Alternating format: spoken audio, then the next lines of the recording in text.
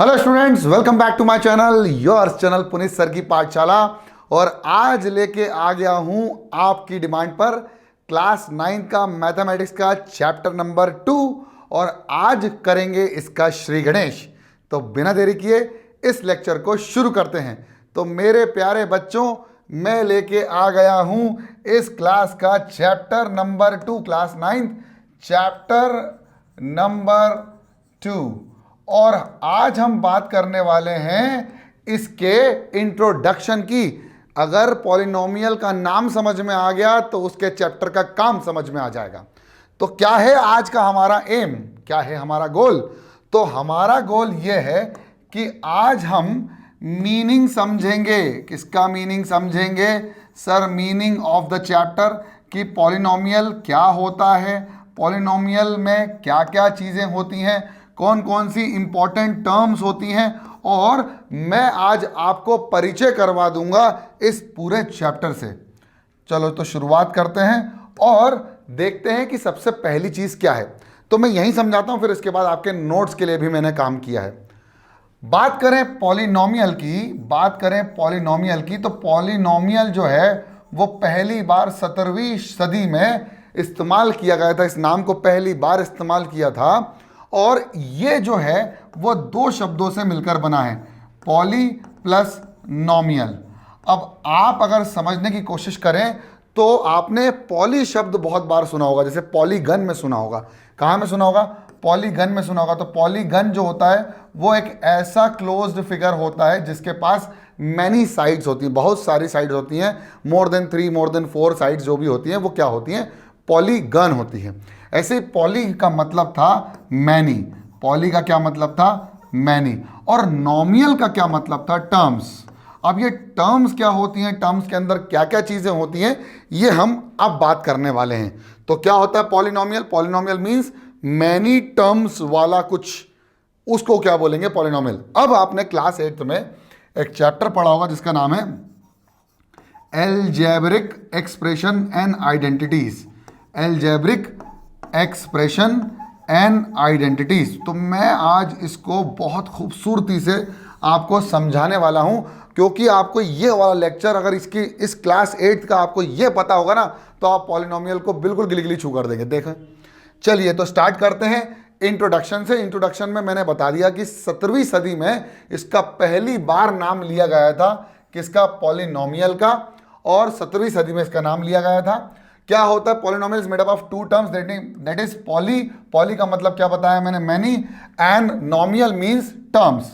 अब टर्म्स क्या होती हैं ये हम अगली स्लाइड में भी पढ़ेंगे और बहुत डेप्थ में पढ़ेंगे, टेंशन मत लेना। पॉलिनोमियल जो है वो डिफाइन किया गया है कि एक अलजेब्रिक एक्सप्रेशन है। मैंने अभी आपको बता दिया कि अलजेब्रिक एक्सप्रेशन क्या होती है। इसकी नेक्स्ट स्लाइड में मैं आपको पूरी अलजेब्रा समझाने वाला हूं, टेंशन मत लेना, बिल्कुल इस स्लाइड पे बने रहना। Which is composed of variables, जिनको मैं अंडरलाइन करने जा रहा हूं अब, वो बिल्कुल ध्यान से देखिएगा।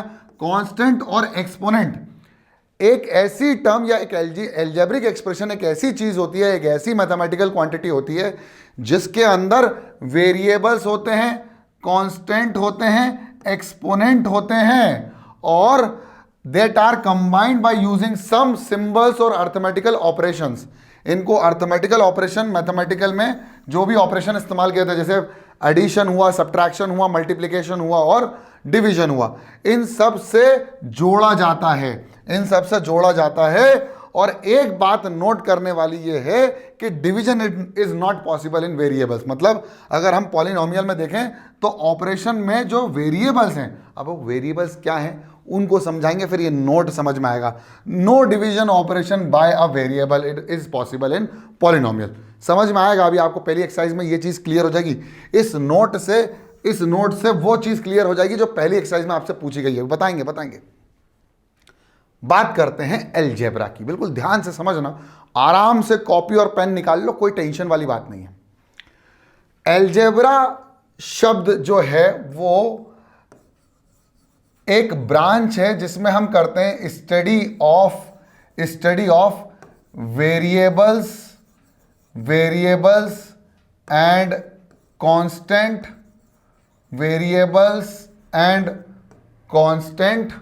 वेरिएबल एंड कांस्टेंट और वेरिएबल्स के ही कोएफिशिएंट, क्या कोएफिशिएंट्स, कोएफिशिएंट्स के बारे में हम जो स्टडी करते हैं, वेरिएबल के बारे में जो स्टडी करते हैं, वो किसके अंतर्गत आती है, अलजेब्रा। यानी algebra is nothing but a branch of mathematics. क्या है, ब्रांच ऑफ मैथमेटिक्स। मैथमेटिक्स की एक बहुत सुंदर ब्रांच है जिससे सभी बच्चों को लगभग सभी बच्चों को डर लगता है, लेकिन डरने वाली आवश्यकता नहीं है। पुनीत सर आ गए हैं आपको पढ़ाने के लिए, टेंशन मत लो।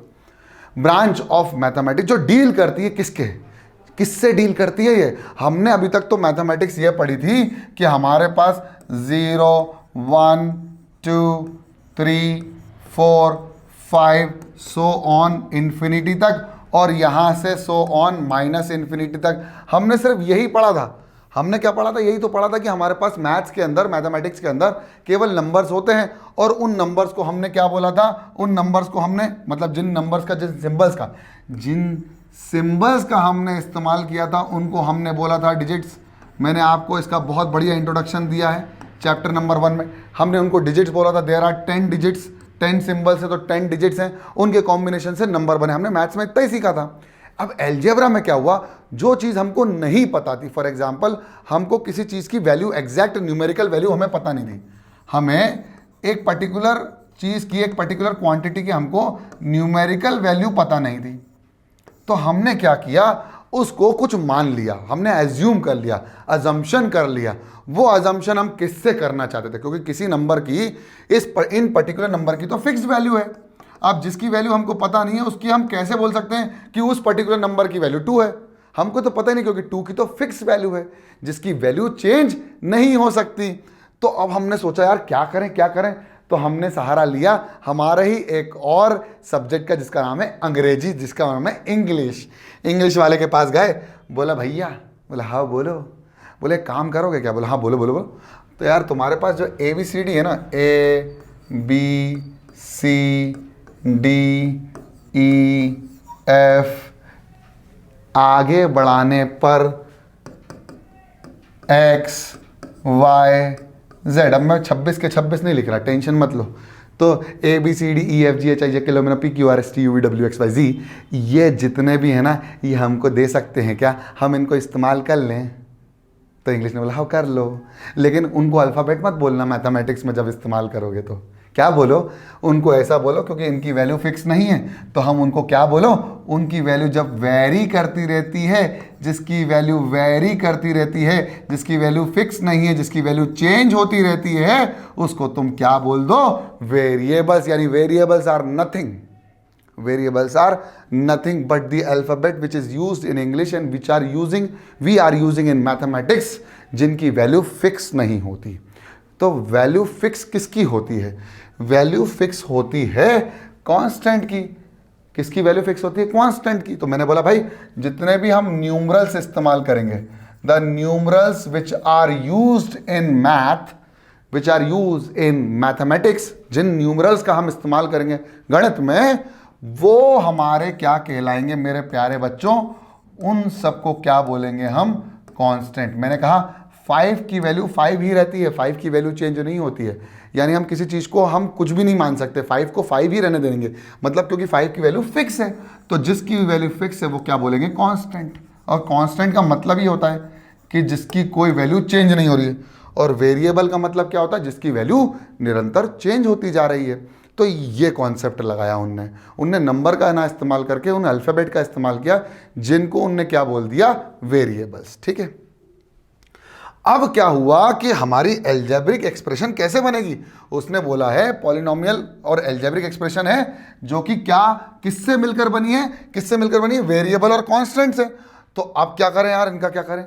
बोले भाई अलजेब्रिक एक्सप्रेशन बनाने के लिए वेरिएबल और कांस्टेंट को किसी तरह से मिला दो। तो किन तरह से मिला सकते थे, किस तरह से मिला सकते थे। तो उनने बोला एक वेरिएबल लो, ठीक है, उसको 1 के साथ मिला दो। अब मिलाना का मतलब क्या हुआ वो समझे नहीं। तो उनने कहा भाई जो भी हमारे पास अरिथमेटिक ऑपरेशंस हैं, अरिथमेटिक ऑपरेशंस हैं हमारे पास मैथमेटिक्स में, उन सब का इस्तेमाल कर सकते हो इन सबको बनाने के लिए। यानी अलजेब्रिक एक्सप्रेशन को बनाने के लिए हम उन अरिथमेटिक ऑपरेशंस का इस्तेमाल कर सकते हैं किन दोनों चीज़ों को जोड़ने के लिए, वेरिएबल और कांस्टेंट को। तो उन्होंने कहा एक बार कर लो प्लस, एक बार कर लो माइनस, एक बार कर लो इनटू, अब एक बार कर लो डिवाइड। लेकिन एक शर्त है। बोला हाँ क्या? बोला कभी भी हमारा जो वेरिएबल होगा वो डिवीजन में नहीं आएगा। बस इतना, कोई न्यूमरल वैल्यू या कोई कांस्टेंट वैल्यू डिवीजन में आ सकती है, लेकिन हमारा वेरिएबल डिवीजन में नहीं आ सकता।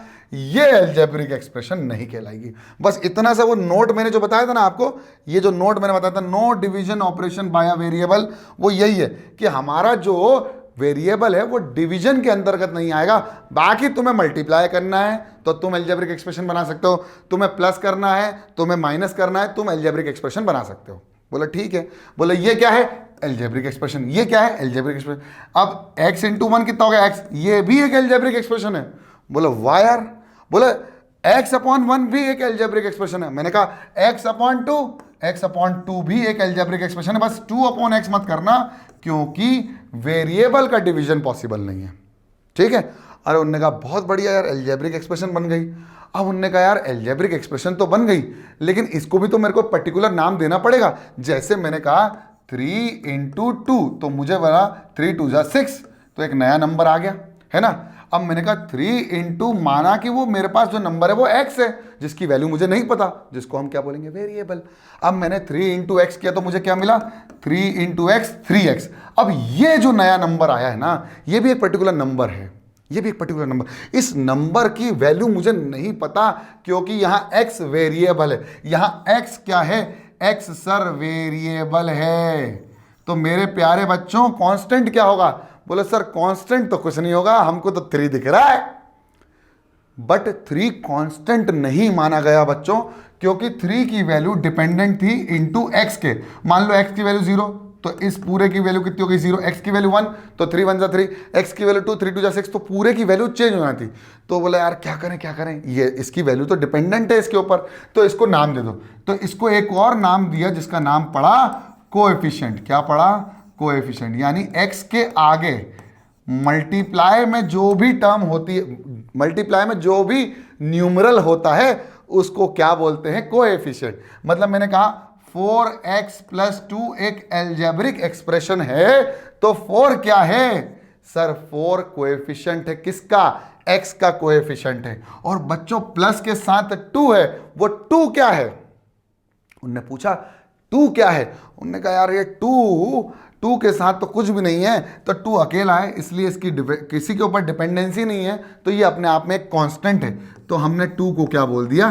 कांस्टेंट। तो यहां से हमारे पास 3 चीजें आ गई, वेरिएबल, कोएफिशिएंट और कांस्टेंट। लेकिन डेफिनेशन में मैंने अभी एक चीज और लिखी थी, जिसका नाम था एक्सपोनेंट। अब उनने कहा यार एक बात बताओ, अगर मैं बात करूं, मैं यहीं से कांस्टेंट के बाद से एक पेज ऐड कर लेता हूं, अभी उसके नेक्स्ट स्लाइड में हम बता देंगे बाद में। अगर मैं एक काम करूं, मैं इस x को मल्टीप्लाई कर दूं x से। फॉर एग्जांपल मैंने x को x से मल्टीप्लाई कर दिया, तो हमने ये चैप्टर पढ़ा है, हमने कहा भैया ये तो x स्क्वायर हो जाएगा, है ना। अगर मैंने x को x से 3 बार मल्टीप्लाई कर दिया, तो मुझे x क्यूब मिल जाएगा। और यही तो हमने कहा था कि यही तो एक्सपोनेंट्स हैं, और यही तो एक्सपोनेंट है। और एक्चुअली में अगर मैं सिर्फ x लिखूं, तो उसमें भी एक्सपोनेंट कितना दिया हुआ है? 1। अगर मैं एक्सपोनेंट को किसी नंबर से मल्टीप्लाई कर रहा हूं, जैसे फॉर एग्जांपल मैं एक काम करता हूं, इसको 2 से मल्टीप्लाई करता हूं, तो यह आ जाएगा 2 इंटू एक्स। अगर मैं एक्स स्क्वायर को मल्टीप्लाई करूं 2 से, तो बेटा ये भी तो x स्क्वायर बनेगा। ये दोनों अपने आप में अलग अलग टर्म्स आई हैं। अब समझ में ये आया कि अलजेब्रिक एक्सप्रेशन में एक्सप्रेशन में क्या क्या हो सकता है। पहले तो भाई साहब वेरिएबल होंगे, क्या होंगे? वेरिएबल। फिर क्या होंगे? कांस्टेंट होंगे। और कांस्टेंट अगर अकेले होंगे तो कांस्टेंट, नंबर अगर अकेले होंगे तो कांस्टेंट कहलाएंगे। लेकिन अगर वेरिएबल के साथ मल्टीप्लिकेशन या डिवीजन में है, तो उसका नाम पड़ जाएगा कोएफिशिएंट। क्या पड़ जाएगा? कोएफिशिएंट। और अगर बात करी जाए कि हमारे पास वेरिएबल को वेरिएबल से मल्टीप्लाई कर दिया, यानी एक ही सेम वेरिएबल को मल्टीप्लाई कर दिया तो पावर्स बढ़ जाएंगी, यानी यहां पर उस पर्टिकुलर वेरिएबल के क्या हो सकते हैं, एक्सपोनेंट्स भी हो सकते हैं। इसका मतलब एक एल्जेब्रिक एक्सप्रेशन में या एक पॉलिनोमियल में, अभी हमने बताया था कि polynomial is nothing but an algebraic expression. एक एल्जेब्रिक एक्सप्रेशन में वेरिएबल भी हो सकते हैं, कांस्टेंट भी हो सकते हैं, कोएफिशिएंट भी हो सकते हैं और एक्सपोनेंट भी हो सकते हैं। कितनी अच्छी बात है, समझ में आ गई ये बात। तो हमने कहा भाई अब हमारे पास ये बताओ कि कोई एक एल्जेब्रिक एक्सप्रेशन बता सकते हैं क्या? बोले हाँ भाई, 2x² + 1 एक एल्जेब्रिक एक्सप्रेशन है जिसमें वेरिएबल x है और वेरिएबल का एक्सपोनेंट x² है, उस x² का कोएफिशिएंट 2 है, उसके साथ प्लस कांस्टेंट भी जुड़ा हुआ है जो कि 1 है, और ये एक वेरिएबल और कांस्टेंट और कोएफिशिएंट एंड एक्सपोनेंट से मिलकर क्या बन गई, एक एल्जेब्रिक एक्सप्रेशन बन गई। क्या बन गई? एक एल्जेब्रिक एक्सप्रेशन बन गई। और बेटा एल्जेब्रिक एक्सप्रेशन को ही क्या बोला गया है? इसी को बोला गया है पॉलिनोमियल, तो इसी को बोल दिया पॉलिनोमियल। अब हमने पॉलिनोमियल के शब्द को तोड़ा था, पॉली मतलब मैनी और नोमियल मतलब टर्म्स। अब टर्म्स भी आ गई, अब एक नई क्वांटिटी और आने वाली है, टर्म्स। बोले टर्म्स क्या है? बोले कुछ मत करो, जब मैंने 2 को x से मल्टीप्लाई किया तो ये जो बन के आया है वो क्या आया है? टर्म आया है। फिर अगर मैंने इन लोगों के बीच में प्लस या माइनस लगा दिया तो यहां पर टर्म्स अलग अलग हो गई। ये ध्यान रखना, जब मैं प्लस या माइनस लगाऊंगा तो टर्म को डिफर कर सकते हैं, मतलब दो टर्म्स अलग अलग कर सकते हैं। लेकिन अगर मल्टीप्लाई किया, मल्टीप्लाई करने पर वो सब जुड़कर क्या बन जाएगी? एक टर्म। इसका मतलब ये है कि मैंने कहा अगर 2x मल्टीप्लाइड बाई x है तो कितनी टर्म्स हैं? सर 2x को मल्टीप्लाई करेंगे तो 2x² बनेगा, जो कि केवल एक टर्म आएगी। क्या आएगी? एक टर्म। बहुत बढ़िया सर, बहुत बढ़िया। अरे यार, अगर मैंने कहा 2x को मैंने x² से प्लस कर दिया, अब कितनी टर्म्स हैं? सर अभी यहां पर दो टर्म्स हैं। क्यों है? क्योंकि बीच में क्या आ गया है? स्पेस कर दिया है, दो टर्म्स को अलग अलग कर दिया है, दोनों के बीच में सेपरेशन कर दिया विथ प्लस या माइनस साइन। मल्टीप्लिकेशन साइन से वो अलग अलग नहीं होंगे, टर्म्स अलग अलग नहीं होंगे, वो एक बन जाएंगे मल्टीप्लाई होने के बाद, लेकिन प्लस या माइनस लगाने के बाद वह सारी टर्म्स सेपरेट हो जाएंगी। अगर हमने पूछ लिया कि x + 2x + 4x में कितनी टर्म्स हैं, तो सब बच्चे चीख चीख के चिल्ला रहे होंगे सर 3 टर्म्स हैं। लेकिन बेटा 3 टर्म्स भी नहीं है, क्योंकि यहां पर x का प्लस हो सकता है, x प्लस, क्योंकि ये लाइक टर्म्स हैं, इनको हम क्या बोलते हैं? Like terms. और लाइक टर्म्स का हम प्लस और माइनस कर सकते हैं। लाइक मतलब जिसका पीछे वेरिएबल सेम है। तो x + 2x 3x + 4x आ गया 7x। तो अब कितनी टर्म बन गई? सर केवल एक टर्म है, एक टर्म। अब समझ में आया? जैसे मैंने लिखा कि I am a boy, तो यहां पर जल्दी से बता दो क्या है ये एक्चुअली में सर केवल एक वर्ड है जिसका कोई मीनिंग नहीं निकल रहा है। लेकिन अगर मैं यहां पर स्पेसिंग कर दूं, एक एक स्पेस दे दूं, तो यहां पर एक सेंटेंस बन जाएगा जिसका कुछ मीनिंग भी निकलेगा। वो स्पेसिंग, ये जो है वो एक पूरी टर्म है जहां पर सारे वर्ड का मल्टीप्लिकेशन हो गया है और ये सारे वर्ड अलग अलग हुए हैं विथ स्पेस, और हम यहां पर टर्म्स को अलग अलग करते हैं विथ साइन, पॉजिटिव या नेगेटिव। मैंने कहा 2x × x², तो आया 2x की पावर 3, यहां पर एक टर्म बनी क्योंकि मल्टीप्लिकेशन था। अगर मैं x² के साथ प्लस लगा दूं और लिख दूं तो बेटा इसको मैं सॉल्व नहीं कर पाऊंगा और ये बन जाएंगी मेरी दो टर्म्स, क्योंकि x² और x का एडिशन पॉसिबल नहीं है, मल्टीप्लिकेशन पॉसिबल है, एक्सपोनेंट आ जाता है। इसका मतलब यह हुआ कि टर्म्स बनाने के लिए हम लोगों को प्लस या माइनस का इस्तेमाल करना पड़ा था। जैसे x + 1, यहां कितनी टर्म्स हैं? 1 का एडिशन x से होगा, आंसर क्या आएगा हमको नहीं पता, क्योंकि x की वैल्यू हमको नहीं पता। इसका मतलब इसको यहीं छोड़ देंगे, तो कितनी टर्म मिली? 2 टर्म्स। अगर हमने कहा x + 1 + 2, अभी कितनी टर्म है? सर 3 टर्म मत बोल देना यहां पर, क्योंकि 1 और 2 का प्लस कर सकते हैं तो आंसर आएगा 3। यहां पर अभी भी 2 टर्म है। हमने कहा x² + x + 3, तो कितनी टर्म है? 3 टर्म है, क्योंकि आगे हम इनको आगे फर्दर सॉल्व नहीं कर सकते। तो ये छोटे छोटे एग्जाम्पल से आपको समझ में आ गया होगा कि ये टर्म बाजी क्या चल रही थी इसमें, है ना, कि टर्म कैसे ले सकते हैं, एक पर्टिकुलर टर्म किस तरह से आ सकती है। अब बात करते हैं एक नेक्स्ट टॉपिक की जिसका नाम है एक्सपोनेंट, क्योंकि एल्जेब्रिक एक्सप्रेशन या पॉलिनोमियल के अंदर एक्सपोनेंट ने भी अपना हाथ रख लिया था। अब किस तरह से समझ लो, एक्सपोनेंट क्या होता है, जब मैं किसी एक नंबर को उसी नंबर से रिपीटेशन में मल्टीप्लाई करता रहूं, तो क्या करा था कि भाई इसको लिखना थोड़ा सा मुश्किल हो गया था। इसके पिछले वाले वीडियो में, इसके पिछले के पिछले वीडियो में भी मैंने बहुत अच्छे से एक्सप्लेन करा इसको, और क्लास 8 में भी मैंने एक्सपोनेंट एंड पावर में इसको अच्छे से एक्सप्लेन कर चुका हूँ। तो ये हो गया 1 2 3 4 5, 5 है, तो हमने एक एक्स लिखी और उसकी पावर में क्या लिख दी 5, इसी को बोलते हैं एक्सपोनेंट। अब यहाँ पर इसको बोलते हैं बेस और इसको बोलते हैं मेरे प्यारे बच्चों एक्सपोनेंट। और यहां से खेल शुरू हुआ कि हमारे पॉलिनोमियल में या एल्जेब्रिक एक्सप्रेशन के अंदर ये एक्सपोनेंट और बेस भी आएंगे, यानी एक्सपोनेंट का भी खेल रहेगा, वेरिएबल का भी खेल रहेगा, कांस्टेंट का भी रहेगा और उनके कोएफिशिएंट का भी रहेगा। अगर किसी ने आपसे पूछ लिया sir x cube plus x square plus x plus 1, क्या ये एक एल्जेब्रिक एक्सप्रेशन है? हाँ सर, ये एल्जेब्रिक एक्सप्रेशन है। आप सबसे पहले ये जवाब देना, एल्जेब्रिक एक्सप्रेशन है। कितनी टर्म्स हैं इसमें? 4 टर्म्स हैं सर, अलग अलग।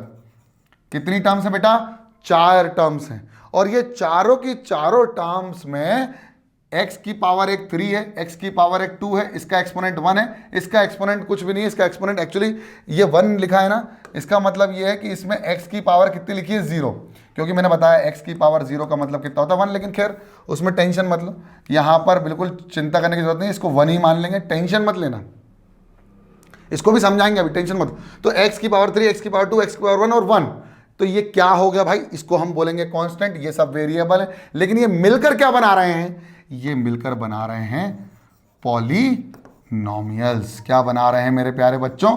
पॉलिनोमियल्स, या फिर हम इनको बोल देंगे एल्जेब्रिक एक्सप्रेशन। क्या आपको ये समझ में आ गया? हाँ सर आ गया। थोड़ा और समझा दो ना, अभी मज़ा नहीं आ रहा क्या? मज़ा आ रहा होगा, मज़ा आ रहा होगा तो कमेंट कर दो। नेक्स्ट पॉइंट है टाइप्स ऑफ पॉलिनोमियल। कितने प्रकार के होंगे, कितने प्रकार के हो सकते हैं? तो बात करी टाइप्स ऑफ पॉलिनोमियल में, तो पॉलिनोमियल को भी डिवाइड किया गया, कैटेगराइजेशन किया गया, पहचाना गया इनटू 2 बेसिस। तो on the basis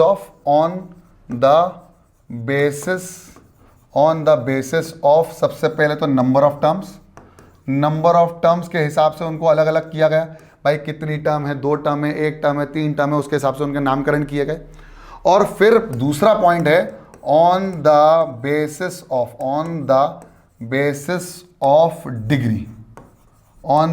of degree. अब आपने कहा सर इतनी सारी चीजें पढ़ा चुके हो, ये एक नई चीज और ले ली आपने। चलो समझाते, टेंशन मत लो, डिग्री की बात कर लेते हैं। डिग्री ऑफ अ पॉलिनोमियल मैं समझा देता हूं आज आपको, बिल्कुल मजा आ जाएगा आपको। डिग्री ऑफ पॉलिनोमियल फिर समझा देंगे कि टाइप्स कौन कौन से। पहले डिग्री समझ लो, टर्म्स तो समझ में आ गई, कितनी टर्म्स रहेंगी उस हिसाब से पॉलिनोमियल्स को डिवाइड किया। डिग्री के हिसाब से भी पॉलिनोमियल का डिवीजन हुआ है। बस इसके बाद इस लेक्चर को कर दूंगा समाप्त। डिग्री ऑफ पॉलिनोमियल, अब हमने कहा भाई x square plus x plus 1। अब बताओ भाई इसमें डिग्री क्या कहलाएंगे, इसको डिग्री कैसे एक्सप्लेन करेंगे? तो डिग्री क्या होगी, किसी एक पर्टिकुलर इंडिविजुअल टर्म को समझो। कितनी टर्म्स हैं? 3 टर्म्स हैं। अब उनमें से कोई भी एक ऐसी टर्म चुनो जिसका एक्सपोनेंट सबसे ज्यादा हो, मतलब एक्सपोनेंट की वैल्यू सबसे ज्यादा हो। तो यहां एक्सपोनेंट की वैल्यू 2 है और यहां एक्सपोनेंट की वैल्यू 1 है। तो किसकी सबसे ज्यादा है? एक्सपोनेंट की वैल्यू एक्स स्क्वायर में सबसे ज्यादा है, और कितनी है? 2। तो जो वो एक्सपोनेंट होगा, exponent is equal two degree. लेकिन ये बात ध्यान रखना कि ये एक्सपोनेंट कैसा होना चाहिए? ये एक्सपोनेंट हाईएस्ट होना चाहिए। क्या होना चाहिए? हाईएस्ट एक्सपोनेंट या highest power of any variable is known as degree of polynomial. मतलब एक पर्टिकुलर टर्म के अंदर जितने भी वेरिएबल होंगे, अब एक पर्टिकुलर टर्म के अंदर कितने वेरिएबल हो सकते हैं, हमने कहा x into y into z, x into y into z. अब 3 into x into y into z कितनी टर्म्स है, एक ही तो टर्म्स है सर, क्या बीच में प्लस या माइनस है, नहीं है, तो डिग्री ऑफ पॉलिनोमियल क्या होगी। अब सब बच्चे चीख चीख के चिल्ला रहे होंगे सर इसमें 1 है, इसमें 1 है, इसमें 1 है, इसकी पॉलिनोमियल की डिग्री 1 है, लेकिन बेटा गलत है, ध्यान रखना।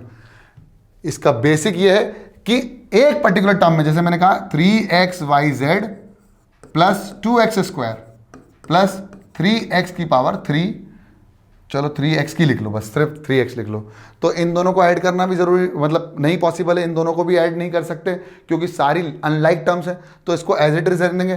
तो इसमें कितनी टर्म्स हो गई, नंबर ऑफ टर्म्स तो 3 हो गई, लेकिन हाईएस्ट पावर कितनी हो गई, सर मुझे तो 2 दिख रही है, लेकिन बेटा ऐसा नहीं है। मैं इसकी डेफिनेशन लिखने जा रहा हूं, बिल्कुल ध्यान से समझना, फिर हम समझेंगे कि कैसे हम डिग्री ऑफ पॉलिनोमियल निकाल सकते हैं। किसी एक टर्म को पकड़ लो, यानी सम of all the powers, all the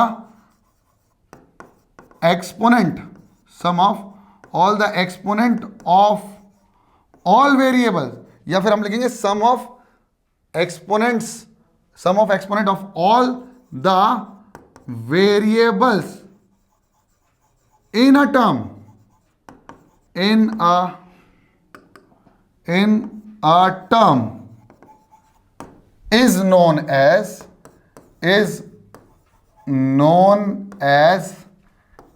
degree of polynomial.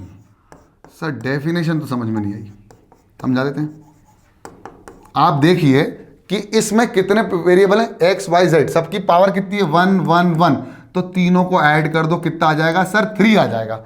अब इस पर्टिकुलर टर्म की जो हाईएस्ट पावर है वो 3 है, इसकी कितनी है 2, इसकी कितनी है 1, तो डिग्री ऑफ पॉलिनोमियल क्या कहलाएगी इस पॉलिनोमियल की, सर डिग्री ऑफ पॉलिनोमियल कहलाएगी 3।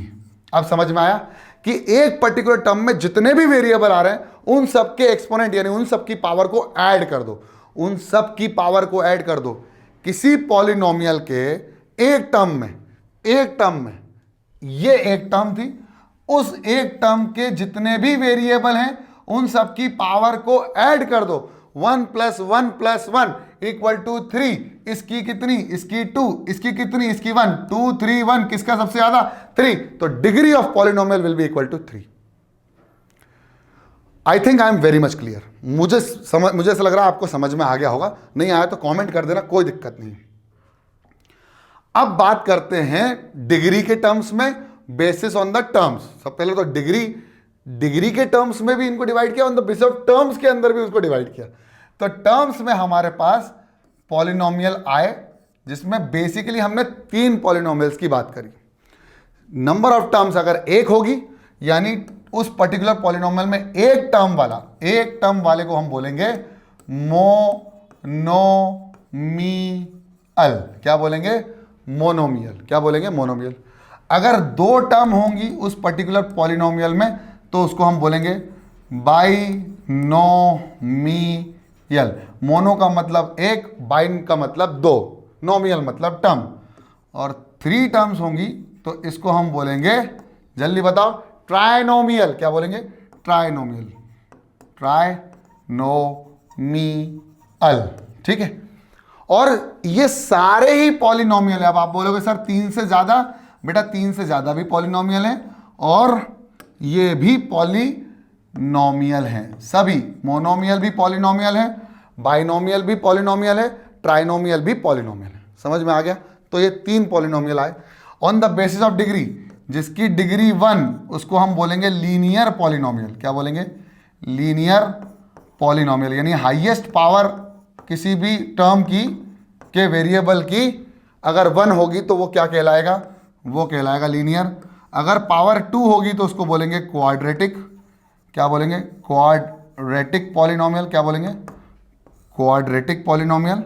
और अगर उसकी हाईएस्ट पावर 3 होगी तो उसको बोल देंगे क्यूबिक पॉलिनोमियल। क्या बोलेंगे, क्यूबिक पॉलिनोमियल। तो ये बात बिल्कुल ध्यान से समझ लो क्योंकि ये बहुत इंपॉर्टेंट है। मेरे ख्याल से आपको समझ में आ गया types of polynomial on the basis of terms. Terms मतलब 1 2 3 टर्म्स। यहां पर कितनी टर्म्स सोच के देखो, 2x + 3x कितनी टर्म्स है, जरा सोच के देखो, सोच के देखो। यहां पर केवल सर एक ही टर्म है जिसकी वैल्यू है 5x। वो टर्म कितनी है 5x। इसमें पावर कितनी है, x की पावर कुछ नहीं लिखी तो 1 है। तो ये क्या हो गया सर, ये एक मोनोमियल हो गया क्योंकि इसके अंदर एक ही टर्म है और इसकी पावर 1 है, तो ये लीनियर मोनोमियल हो गया। क्या हो गया, लीनियर। ये एक लीनियर पॉलिनोमियल भी है और मोनोमियल भी है, ध्यान रखना दोनों भी चीज आएंगी अभी। ठीक है, समझ में आ गया। मेरे ख्याल से आगे कुछ बचा नहीं है, कुछ भी नहीं। तो आई होप आपको समझ में आ गया, हमने अपना गोल पूरा कर लिया, हमने आपको इंट्रोड्यूस करवा दिया इस चैप्टर के साथ। और आई होप आपको ये लेक्चर समझ में आया। लेक्चर समझ में आया तो पसंद आया, पसंद आया तो लाइक कर दो, चैनल में नहीं हो तो सब्सक्राइब कर दो, वो लाल वाला बटन है उसको शेयर कर दो और फैला दो अपने सारे दोस्तों में। और पुनीत सर की पाठशाला को सपोर्ट कर दो। तब तक के लिए पढ़ते रहो, बढ़ते रहो, देखते रहो पुनीत सर की पाठशाला। जय हिंद।